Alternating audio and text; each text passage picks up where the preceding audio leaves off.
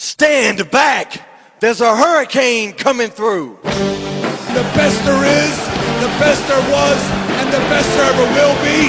To be the man, you gotta beat the man! Ooh, yeah! You know something, Mean Gene? Raw is Jericho! It doesn't matter what your name is! Austin 316 says I just whipped your ass! Is it surprising that the future is now? How much wood could a woodchuck chuck if a woodchuck could chuck wood? You're welcome! For the benefit of those with flash photography. If you can survive, if I let you. Welcome back to another edition of the GuysNation Wrestling Podcast. I'm your host, John, joined as always by my good friend and co-host, Rob. What time is it? It's quitting time! Indeed, I mean, someone of much renown, as we are told at this point, has quit. You know, all kidding aside, not a very straight-edge thing to do because by that one person quitting or walking out or whatever you want to say, a lot of people have been drinking all week. Didn't really inspire a drug-free, alcohol-free, substance-free lifestyle for a lot of people. I gotta say, I mean, there's a little part of me that said, maybe he's just had enough and he just wants to have a chance to, you know, indulge in the way that a lot of people do. Well, AJ still has to go to work, so he can't indulge like I would want to indulge, but... Well, here we are, a week after Royal Rumble, and it could not have gone as unexpected for a lot of us the way that it did. I mean, you had your match between Daniel Bryan and Bray Wyatt, which is a fantastic match of the year. I think we could potentially talk about it in that vein. It's of the caliber. Yeah. And then from there they went into a Brock Lesnar Big Show, just kind of like almost a Monday Night Raw situation where he just beats him down before the match. I mean, what was that? Yeah, I don't know. It was almost like they didn't want to have a match. It was almost like they just wanted to use that booking of those two guys in the same ring at the same spot to help put over Brock Lesnar a little more and show how cheaply made their chairs are. Yeah, I mean, really. I mean, has anybody destroyed a chair as many times as Brock Lesnar did during that? I don't think in the history of watching wrestling I've ever seen the top back part of the chair fall off. And Brock Lesnar did it, what, 2 or 3 times this week? Yeah, and it was just bent to hell. Yep.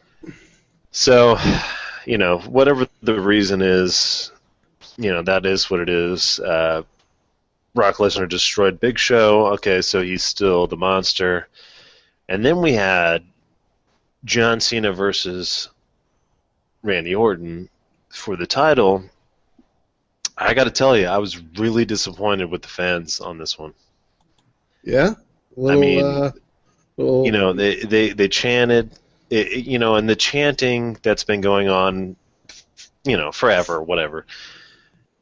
It's just too much, you know. I mean, I understand you're trying to be cute. You want to chant, "We want divas" and all this BS, but these guys, John Cena, Randy Orton, anybody else that's out there in a big match like this, they are putting themselves on the line, you know. There's every chance in the world that they could get injured trying to give entertainment to you. And you're going to sit there and chant, "We want divas"? And you think you're cute? So you're not a fan of it, sounds like. I mean, you're I'm not. You know, it's too much. You know, I understand maybe you want to chant during, you know, Fandango versus Jericho or some match that doesn't belong in the card. But Randy Orton versus John Cena, okay, maybe you don't want to see it, but it's a real match. Yeah, oh yeah, and it's not like this is the 4th time that we've had this match. It's only the 2nd. And I complained a little bit about the fact that we were getting a rematch between those two guys at this pay-per-view, at this illustrious pay-per-view. But to be fair, at the December pay-per-view, which I don't even remember the name of it anymore because some of these pay-per-views are kind of faceless, it was at least like a ladder match. It was at least something different. So it's not like this match was going to be, similar at all. And I don't always so much have a huge problem with people chanting, "You can't wrestle," because I think that kind of spurs something in the competitors to be like, okay, well, let's pull out a couple of good spots and really give them something. But when you chant something kind of random like "We want divas" or JBL. Yeah, it's like what the fuck, It's just too much. I mean, it is what it is, like you're gonna get this pay-per-view no matter what you want, and stop trying to get yourself over. Like it's kind of funny, right? Like, look, the Cleveland crowd was able to chant this and that, but it's, I don't know. It's just I'd rather watch these guys wrestle, and maybe or maybe not I hear a chant during it. I don't want to have the entire experience be about the chants. So what do you hate more? Random chanting in the crowd during wrestling events, or baseball or football or basketball umpires and referees like getting so animated and kind of arguing with people to the point where they almost become personalities themselves? I don't know. It's just kind of it is what it is. It's whatever that situation. So yeah, sometimes when the refs get into it, it's entertaining. But I just think there's been a general trend recently with fans that are just trying to get themselves over much more than the wrestlers, and I don't know. Maybe this is just my little moment to be on the soapbox. I really wish I would have gone up to Pittsburgh. I had talked a little bit about going to Pittsburgh for the Royal Rumble because our mutual friend, he's got family up there. He's always wanted to go see a Royal Rumble also. So we were actually, talking a little bit about going, and I almost wish I would have gone so I could see whether that was kind of a pocket of fans that you could just hear or whether it was a lot of fans just thinking they were cute. It's got to be enough. Because the WWE has an ability to kind of drown people out if they want to. Yeah, and, there was something that we had talked about. I can't remember whether it was on last week's show or whether you and I were just talking about this, but, like with the New Age Outlaws coming back and the they're kind of supposed to be heels, and the fans treat them like faces because they love to chant and they love to have... they love to be a vocal part of the show, right? I mean, sure. They love the New Age Outlaws because they had that ladies and gentlemen, boys and girls, children of all ages. Yeah. The whole spiel. People love that. That's part of the reason why they love The Rock. And I think you're always going to have fans who love to be involved. I think you just need wrestlers to give them something to do to get involved. Unless you want crap like that happening. Yeah, and that's the way it always has been. That's the way it always should be. Is that you give people a reason to care. Yeah, and it was a weird situation with the Royal Rumble. I think for a lot of people that you had Ric Flair, Shawn Michaels on the the commentary. The pregame, whatever it was. Yeah. And then you had your New Age Outlaws winning the Tag Team Championship. You had Randy Orton defending. You had Brock Lesnar, who was suddenly in Triple H's graces, winning his match. And then you had Batista winning the Royal Rumble. I mean, is this not some sort of DX, Triple H... I don't know, New Age thing? It's the new clique getting themselves over? Yeah. Is that what you're alluding to? I mean, I'm just saying it could be that way. I think there's certainly an aspect of that, and I think there's probably some cause for concern, but probably not as much as people want there to be. I don't feel like this is a scenario where back in the day things were going on backstage to get certain people over and not get other people over. I think, this is all kind of building up to this blurring the lines of reality. I think when CM Punk does come back, I think he's going to point out all this stuff. And we're going to talk about CM Punk in a second, but Rob, I got to ask you. I mean, I wrote, kind of a little bit of an article there about how I think Triple H is trying to position himself as, the devil, as the new Vince and all this.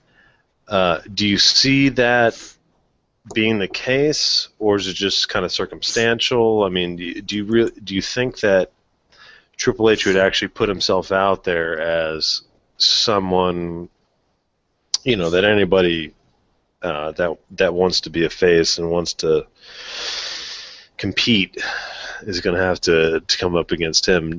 Is that possible, or is it just circumstantial?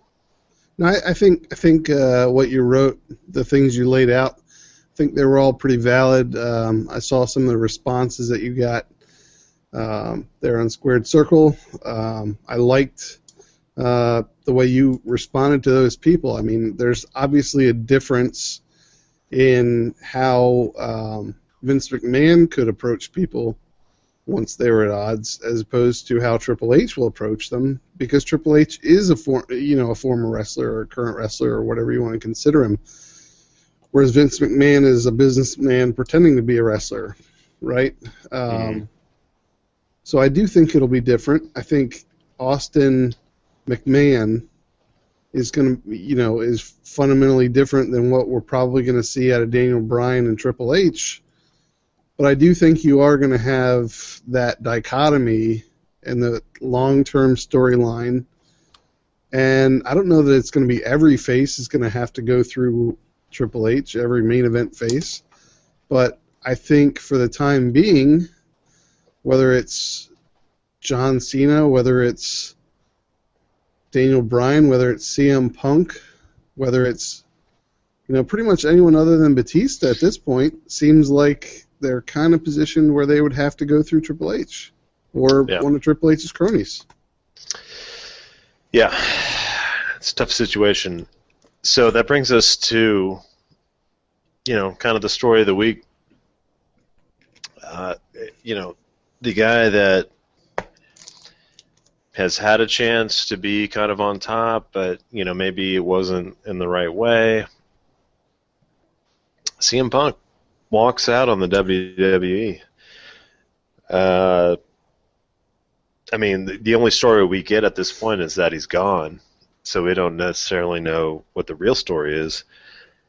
But the last we saw, he was pulled out of the Royal Rumble by Kane, and then smashed through the Spanish announce table, which is, probably the first time in a while that he's actually broken this Spanish announce table. Right. But, you got to think as a fan, this guy's been through a lot, so it's possible that it's all legit, right? It's possible that he's really this tired and that he really wants to just take time off, and this was the only way he could do it, that he felt like whatever was going on with WrestleMania 30 wasn't what he wanted, and he just said, F it. Things are certainly not stacking up in a way that he'd probably enjoy. Things are not stacking up in a manner that you would think he's having a lot of fun with it. There were some reports that he had some concussion concerns. There are definitely reports that his contract is coming up this summer, so it all builds up kind of nicely to the idea that he might be, really gone for good. Are you buying into it? Yeah, I'm definitely thinking that he's gone because he wants to be gone. I don't think it's some sort of storyline. See, maybe it's the eternal optimist in me, but I'm not buying into it. I think it's all too convenient. Everybody that you hear that has any sort of official position, anyone who's even remotely close to it, is saying, the same things. They're saying some things about how they had heard some stuff about Punk's concussion concerns. They mentioned some things about how he's not necessarily happy with the product. They're mentioning some things about how he's kind of beaten up and he's tired, and that's been going on for a little while. We haven't heard anything from Punk. It's a little convenient that less than 24 hours from when he supposedly quit, that the WWE Twitter stops following him. Why would they do that? Why go to the length to say, hey, we don't want to even see what this guy's saying on Twitter because, he doesn't want to show up at the show? I mean, how far down the list do you think you have to get from Vince McMahon and Triple H to find the guy who controls whether or not they're following somebody on Twitter? Sure. I mean, that's something you can build up, but let's look at the reality. I mean, this guy's been going, 24/7. He's never really had a break, and the break he supposedly had last summer, last 2 months when we thought it was going to last 4 or 5. He's got to be burnt out. He's got to be. And with the whole, the straight edge, I mean, the whole thing, it's just, you figure CM Punk might just be like, you know what, if I'm not where I want to be at WrestleMania 30, and he has every right to think that he should be in the main event, or he should be at least in some sort of big situation, and he's not, it makes perfect sense that he's disenfranchised, and then you put on top of that the physical toll that he's been taking, since he started wrestling 15 years ago, as when he was 19 years old. He's got to be ready to say, F it. I watched Dave Bautista walk in here and get the main event. I watched Brock Lesnar walk in here and get the main event. I watched Triple H walk in and get get the main event. So in his mind, what does it matter? Why can't I just stop? Because in a year or two, if I decide I want to come back, they'll act like I'm important, just like they act like the other guys are important. Sure, and especially if WWE also has Sting coming in, and they're talking about bringing Jericho back to face him, you could see where Sting coming in could be okay, taking up a spot, and then Jericho, okay, well, he's been out for a little while and now he's coming back. I mean, I can see that, but I mean, why not? If you're a guy that's going out there to the house shows, why are you not thinking that the way those guys get treated, you couldn't get also treated the same way? Especially as CM Punk. He's got to feel like he can be treated the same way. No, I agree. WrestleMania 30 is probably going to be a pretty big payday, though. So I would imagine, as much as they want to talk about how he doesn't have baby mamas, he doesn't have mama's babies, he doesn't have exes, he doesn't have big, huge houses, and he's been cautious with his money. All those things being the standard lines that we've been hearing out of people. For as much as they want to talk about that, a big payday is a big payday, right? Yeah. If the physical toll really meant something to him, then he probably would have spoken up and not gotten himself booked against the Shield 3 matches a night, 2 matches a night, 3-on-1s, 3-on-1s at house shows. I think he really choice on that, though? I think when he was your top draw for 400 days, I think that kind of guy can go to the main office and be like, look, I know you have me booked at 3 house shows in 1 week in a 3-on-1 situation with the Shield, but I'm getting kind of drained and WrestleMania is coming up. Can you maybe do something so that I don't have to be in a 3-on-1? Mm-hmm.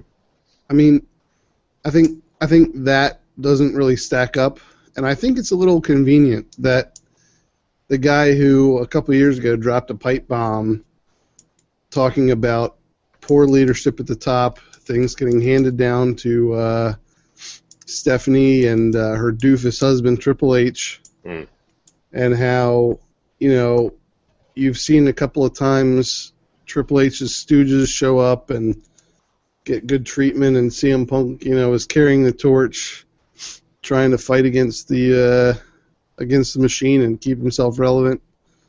I think it's just too convenient that that's the guy who, quote unquote, quits the day after a guy. Well, we'll see. I mean, I guess Batista wins. The conversation at the moment is this CM Punk thing for real, right? Is this a shoot or a work or whatever the fuck? I don't know. My vibe is he does what he wants.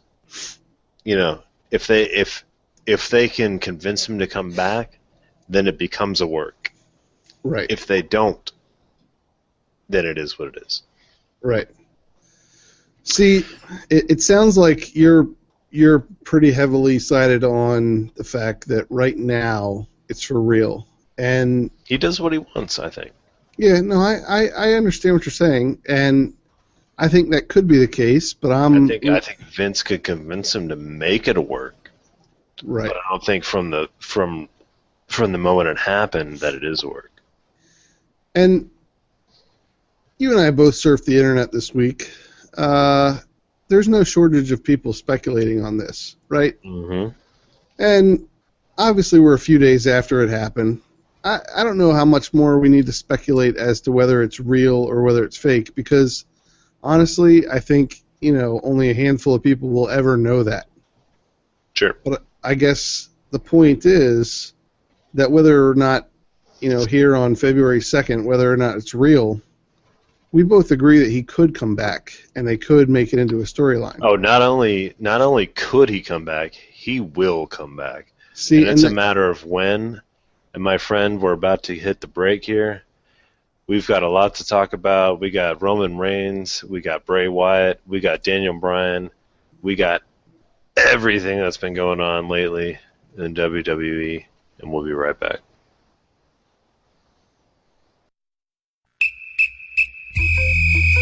Millions of dollars. Make it move, make it move, make it move, make it move, make it move, make it move, make it move. And we are back.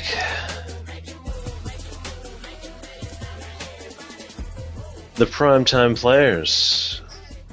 One of our favorite tag teams. Potentially not together anymore, Rob. Yeah, I'm not a fan of that at all. Not a fan of what I saw on SmackDown. John? Yeah, I mean, it was almost like a Rockers breakup, but no barbershop window. Yeah, and Darren Young used to carry around the hair pick. They could have done something with that. It was very disappointing. I think, as we've talked over the years, over the months, this was a tag team you had a lot of hope for. I did. These guys should be at least former tag team champions at this point. They should be 2 or 3-time former champions at this point. WWE missed a huge opportunity because the fans want to cheer for these guys. These guys have tons of personality. They've shown it in the ring. They've shown it, leading up to the ring when they do little things, just chanting along and, just getting on the mic for a second. And they've done comedy skits. These guys are gold. They could do face tag team. They could be a heel tag team. Should have been champions, weren't champions, and now they're going gone. But you have a lot of faith in Titus O'Neil. So it looks like he's going to be a heel. What do you think? Do you think they're going to give him a little bit of run here? I think he might be the Intercontinental Division or United States Division for a little while. Yeah. But why not hold out a little bit, let them be champions for a little bit, get the spotlight on them for a little bit, and then make it even bigger when he dumps Darren Young on his ass. Yeah. Well, as clearly they're not going to do that. They didn't do that. So Darren Young, we'll see what happens with him, but Titus O'Neil is pulling the Shawn Michaels at the moment as far as that tag team goes. So we'll see where they go. But the bigger thing I think we want to talk about coming out of Royal Rumble, we've got a couple guys that might have been made into main eventers. And what I'm talking about is Bray Wyatt with that first match to start off the pay-per-view with Daniel Bryan. What a struggle. What a match. I mean, these guys went back and forth and just big spot after big spot. Drama. I mean, they work so well together. I mean, how did you feel watching it? Oh, I thought it was an excellent match. You know, I've seen some good things from Bray Wyatt before, but he was apparently injured for a little while. So maybe some of his matches weren't as great as they could have been in the past couple months. But I thought this was a great match. No surprise that Daniel Bryan had a great match, but Bray Wyatt definitely doing some things that were interesting and I would almost say innovative.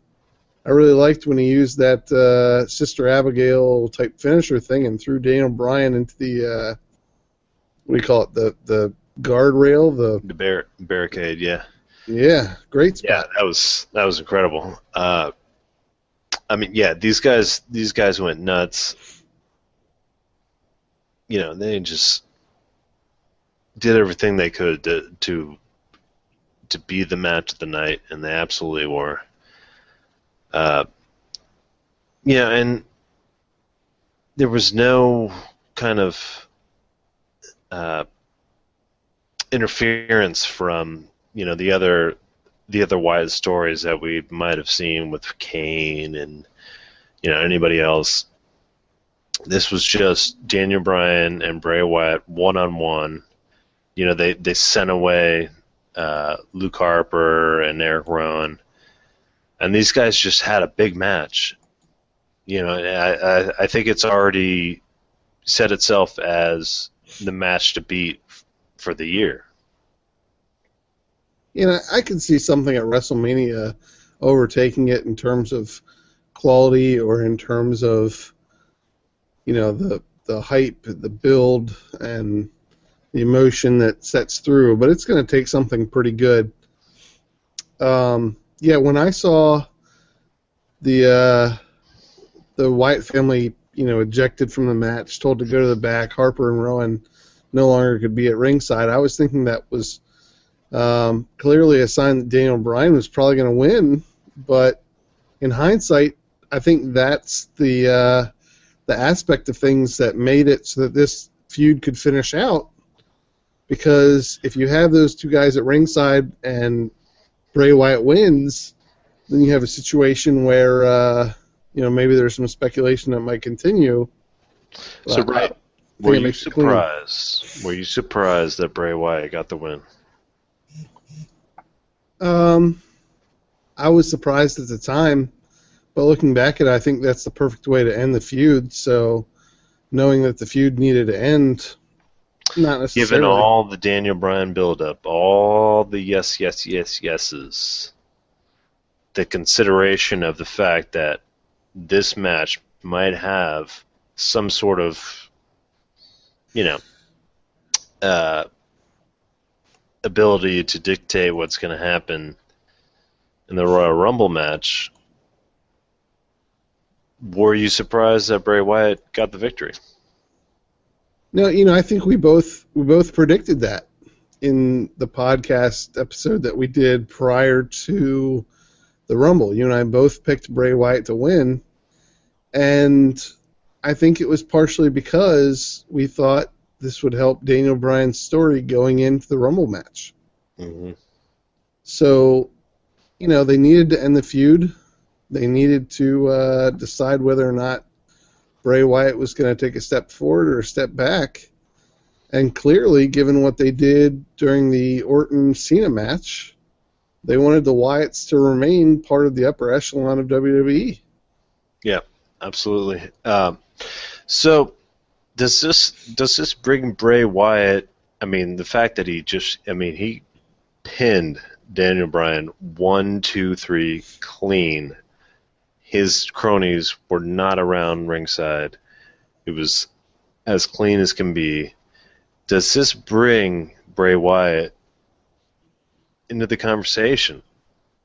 Into the top 7 conversation of, whatever they want to do as far as the world titles are concerned?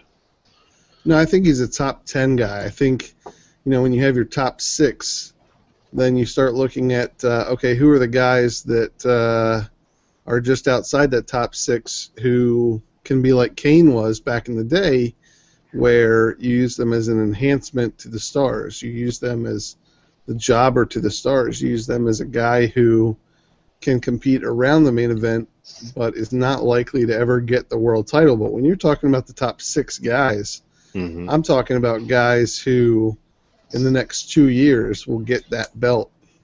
Talking about guys that can draw. Yeah, and I do not see Bray Wyatt as being a guy who, in the next 2 years, will get the opportunity to hold, for any significant amount of time, a world heavyweight championship belt.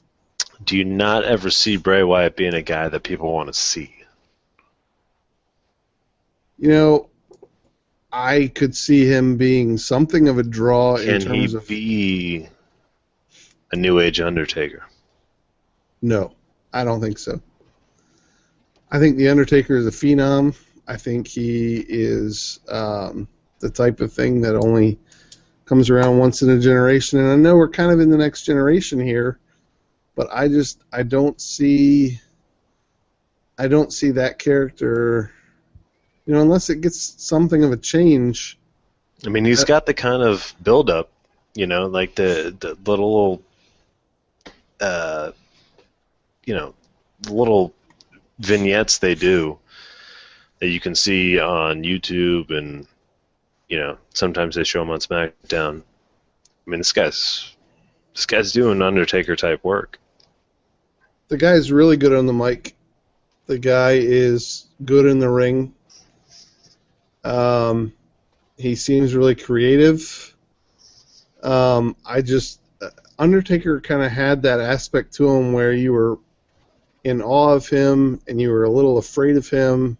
Mm-hmm. And he had that supernatural ability to just take it to the next level in the ring.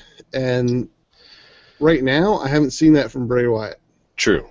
He doesn't walk the ropes. But the supernatural thing, I mean, you were also 10 years old when you saw some of that, so the kids that are seeing Bray Wyatt right now, you never know what they're thinking. When I'm talking about supernatural, I don't just mean the fog. I don't just mean the ability to walk the rope. I'm talking like a couple years ago at WrestleMania, he was still jumping over the top rope, mm-hmm. doing his clothesline. I mean, you're seeing him pull out all the stops. You were seeing him put on great matches. I mean, anybody can no-sell a chair shot or whatever. Anybody can just sit up. But I'm talking about, as a performer, The Undertaker just took it to the next level. Absolutely. I hear you. And that's the question right now is did we see a star born? And, Bray Wyatt, he's getting there. Another guy that is very close to having a star born is Roman Reigns. The blue-eyed Samoan that's been dominating as the muscle of the Shield and set a new Royal Rumble record. He's getting some shine from the WWE. is this a guy that we can see being a main eventer? Is he there? Is he coming close?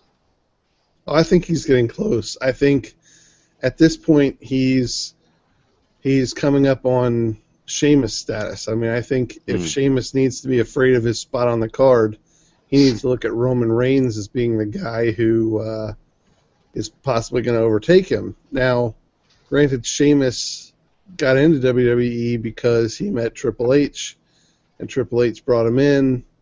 That's why, Sheamus had that match with Triple H, that feud with him a couple of years back, because, they do have that link.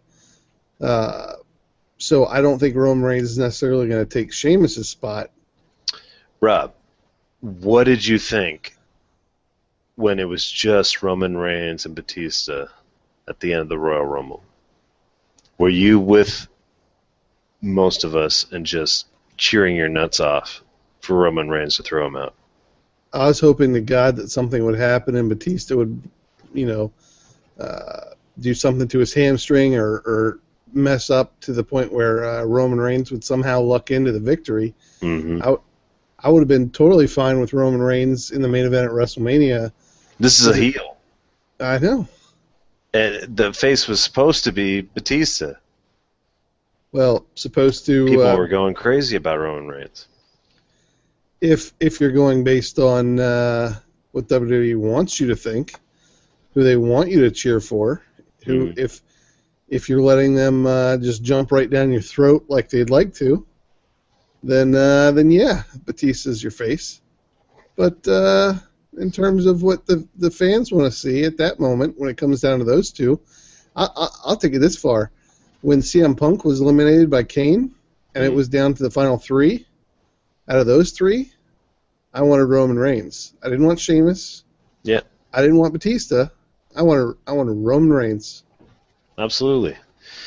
So that begs the question, is this guy a top 3 competitor? Is this the next Randy Orton, John Cena, Rock guy in the 2010s? Way too soon to say that. Way too soon. It would have been way too soon. Couldn't you have said that about Randy Orton 10, 12 years ago? You probably could have easily picked him. Yeah, Randy Orton. You didn't know that Randy Orton was going to be the guy. Yeah, I mean, you can see signs, but I still think there's something to the build of things.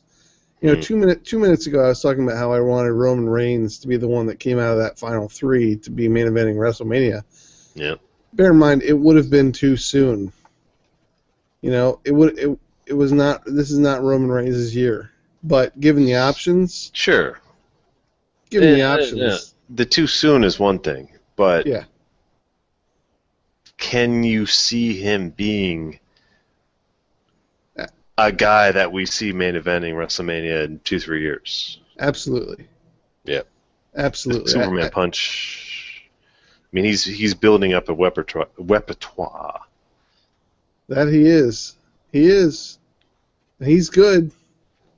And I used to think he was the most likely to be sent back down from the Shield. I thought, Seth Rollins and Dean Ambrose, these guys are good. All 3 of them are going to be money. Oh yeah, these guys aren't going anywhere. Yeah. There's no repackaging needed for any of these guys. And that begs the question, Rob. Do you want to see the Shield break up by WrestleMania or after WrestleMania? I mean, do we want to see the Shield continue past WrestleMania? No, absolutely not. Yeah, huge waste of Roman Reigns' talent. Huge waste of the United States Championship to keep it stocked up in that group. And Seth Rollins, he needs to be spotlighted a little more. But right now you've got Roman Reigns, who's the heir apparent. You've got Dean Ambrose, who's carrying around a championship. And Seth Rollins is looking like the also-ran? I don't think so. I don't think that's a right position to be in right now. Not the best use of the talent. Shouldn't be. Nope. Yeah. Yeah, there's a lot to work with those guys. So The big question now that we're faced with, at least at the moment, is how are they going to build a match for The Undertaker? What are you leaning toward?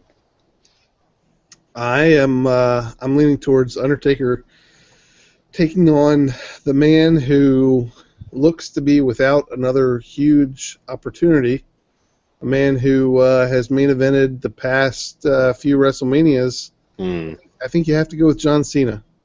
No. I was actually thinking you were about to say Brock Lesnar.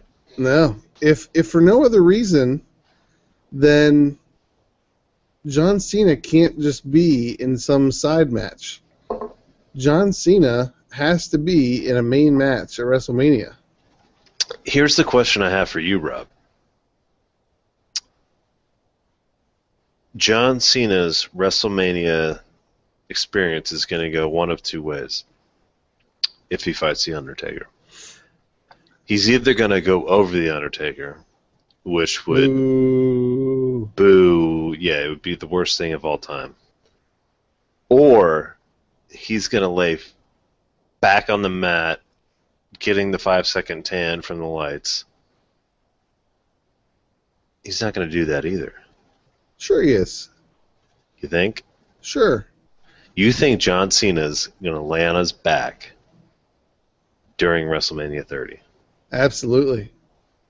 Absolutely I do, because if there's anybody who's bigger than John Cena, it's The Undertaker. And I don't think he's going to do it for The Undertaker. not even in what could be The Undertaker's last match. Well, if he was forced to, he might, but I don't think he's forced to. It's a question of whether he wants to be on his back during WrestleMania 30, and I think he's going to say, nah, I'm not interested in that. Somebody else can do that. So you think if John Cena is given the option of, okay, you can be in a match where you lose to arguably the biggest name in WrestleMania history, or you fight in a lackluster match. You think I don't think that's the option, though. I think the option is, who do you want to fight? If he fights The Undertaker, he's going to lose. He's going to be back down on the mat. He could fight somebody else and let somebody else take the loss to The Undertaker. John Cena has that kind of sway at this point. Sure, but the point I'm trying to make is if he chooses option B, if he chooses not to fight The Undertaker, if he chooses to let someone else lose to The Undertaker, who does John Cena fight at WrestleMania? That's what I'm saying. It doesn't matter. Somebody he can beat. See, I think it does matter because John Cena is the guy who main events pay-per-views whether he has the title or not. I see what you're saying. So the vanity. Oh, yeah. So he'd want to fight Undertaker just for the vanity. Well, he wants to fight The Undertaker because if he doesn't fight Undertaker, his match is going to be nothing. His match is going to be What do you think the match was supposed to be? Assuming CM Punk is in the picture. Do you think it was supposed to be Brock Lesnar? I honestly, for The Undertaker, you mean? Mm-hmm. Honestly, I don't think that CM Punk's situation weighs in much. I know, but I just mean as far as it kind of changes their booking. You know, maybe they have to change one match or two, and then. To me, I think the options for The Undertaker this year are either Brock Lesnar or John Cena, and I don't think CM Punk being on the card or not had anything to do with that. I think CM Punk was either going to be in the world title match or he was going to be matched up with Triple H. I think those are pretty much the only two things. And that brings us to a bigger question. Who is going to face Triple H? Is Daniel Bryan locked into that? I think if Triple H is fighting anybody, one exception, I think Triple H will be fighting Daniel Bryan. I read a really interesting proposal this morning. A WrestleMania 10, I think, situation where Daniel Bryan could face Triple H for the ability to have a title shot later in the pay-per-view. What do you think of that idea? You know, a month or two ago when I was trying to figure out who was going to get booked where for WrestleMania, I thought about the WrestleMania 10 idea. Because I really like the idea that two guys get eliminated from the Royal Rumble. They each have an equal share of the right to say that they should go on to WrestleMania and get the title match. Mm-hmm. If anything, I think CM Punk getting eliminated by Kane and having a legit gripe that he was eliminated by somebody who wasn't actually in the Rumble at the time, I think it's more likely that CM Punk would have fought Triple H with the opportunity to go on to face the winner of Batista, Randy Orton. Sure, but I think we have to assume Punk may or may not be there. Yep. What do we do with Daniel Bryan? I think it's going to be Daniel Bryan against Triple H. I don't think it's going to be, for a shot at the world title. I think it's just going to be here's the match. You don't think there's a way they're going to work him into a three-way? I guess they could. Get screwed at Elimination Chamber. Becomes a three-way. I guess they could. He wins, as we said, WrestleMania 10 style, first match, inserts himself in a three-way. I guess that's possible. I just couldn't imagine them adding a second world title match to the WrestleMania card. But if you're saying he has to beat Triple H and then he gets inserted and makes it WrestleMania 30, why wouldn't they do it? Yeah, no, I could see that with the triple X's on the logo. You got Triple H. But the idea of Triple H wrestling in the first match of the card is just hard to believe, right? Yeah, unless he tries to screw Daniel Bryan over and makes it the second to last match, and then Daniel Bryan has to wrestle matches back to back. Mm-hmm. Well, that's the idea, right? They've already set it up. It's, him saying that you made me wrestle twice too many times. Why wouldn't you make me wrestle twice during the Royal Rumble? I like it. No, I like it. No, that's good. Make me wrestle twice during WrestleMania. The one thing you're forgetting, though, you're going to have John Cena against Undertaker, and that's going to be the main event. I'm telling you, Rob, I just don't know if I can accept that happening because I don't think John Cena is willing to be on his back at WrestleMania 30. All right, let's throw this out there. People hate the idea of Randy Orton against Batista. What's to say that John Cena doesn't win at Elimination Chamber and we get Batista versus John Cena for the title, and then we get Daniel Bryan against Randy Orton? Daniel Bryan versus Randy Orton for what? For fuck you, Randy Orton. You screwed me over all these times. And well, that'd be horrible.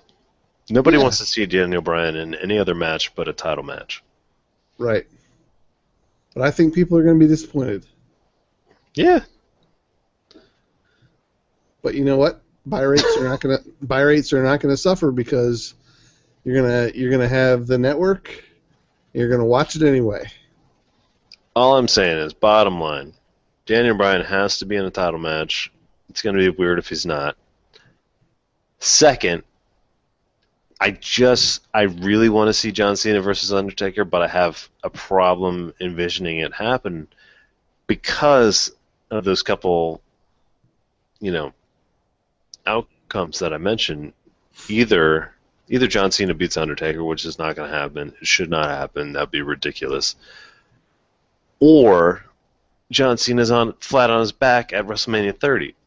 Neither of those make any sense. So I don't see that happening. There's got to be some other thing going on with Undertaker, and I guess it has to be Brock Lesnar. I can Which see that. leaves John Cena out there. So, well, unless somehow Brock Lesnar works his way into the title match. could be too much. So, do you think if they do this Wyatt family versus Shield, do you think the fans are going to embrace the Shield as phases? I mean, how's this going to work? I think they're going to embrace Roman Reigns as a face. I think they're going to embrace Seth Rollins maybe as a face.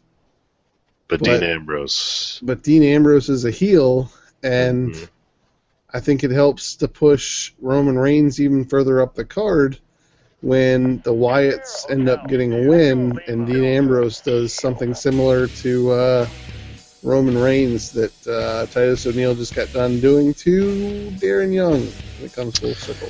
As we hear the Shield music in the background, do you envision that they might pull this thing off in an elimination chamber? Would they do that? I mean, it's 3-on-3. It makes itself. That would be so sweet. Yeah. But then you get to a situation where, it's elimination style. So do you get to a situation where it's Dean Ambrose against Roman Reigns?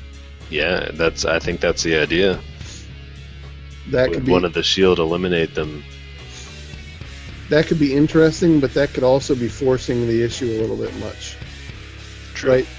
Because if it comes down the other way, if it comes down to Bray Wyatt and Eric Rowan, they're not fighting each other. There's no reason to. And I noticed. What's his name? Not Eric Rowan, but Luke Harper. Luke Harper started talking a little bit on SmackDown. He did. So it's all starting to change. Yep. But with that is the show for this week for GuysNation Wrestling. We will be back early next week to cover Raw. For John, saying goodbye for Rob. All right, I hope you enjoyed this episode more than you enjoyed the Super Bowl. What?